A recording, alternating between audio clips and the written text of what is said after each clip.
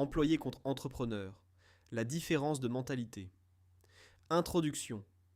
Deux hommes, même niveau d'études, même point de départ, même intelligence. L'un devient employé toute sa vie, l'autre devient entrepreneur et construit sa liberté. Qu'est-ce qui les différencie vraiment? Ce n'est pas le talent, ce n'est pas la chance, c'est une façon de penser radicalement différente. Voilà les différences qui changent tout. Différence 1. La sécurité contre la liberté. L'employé cherche la sécurité avant tout. Un salaire fixe, une mutuelle, une retraite garantie. Il échange sa liberté contre une certitude. L'entrepreneur lui accepte l'incertitude pour gagner sa liberté. Il sait que la vraie sécurité ne vient pas d'un contrat, mais de sa capacité à créer de la valeur. La sécurité que personne ne peut te retirer, c'est celle que tu construis toi-même. Différence 2. Le temps contre les résultats. L'employé est payé pour son temps.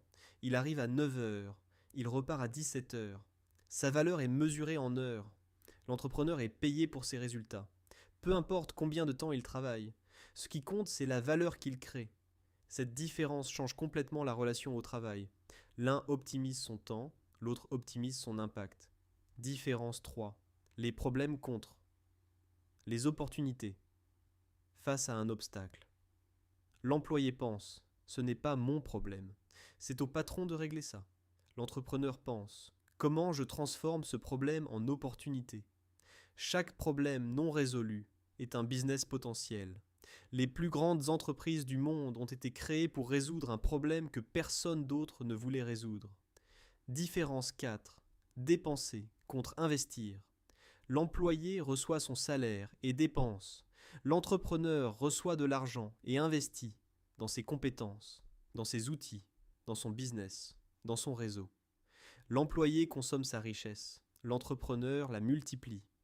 Cette habitude seule crée une différence massive sur 10 ans. Différence 5. Attendre contre créer. L'employé attend qu'on lui dise quoi faire. Il attend une promotion, une augmentation, une reconnaissance. L'entrepreneur crée sans attendre la permission. Il voit un vide et le remplit. Il voit un besoin et y répond. Il n'attend pas que les conditions soient parfaites. Il crée les conditions lui-même. Conclusion. Être employé ou entrepreneur n'est pas une question de statut. C'est une question de mentalité.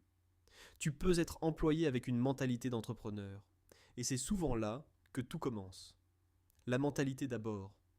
Le statut suit naturellement. Es-tu employé qui pense comme un entrepreneur ou entrepreneur qui pense encore comme un employé? Réponds dans les commentaires. Abonne-toi à l'Esprit Gagnant et mets un j'aime, c'est gratuit.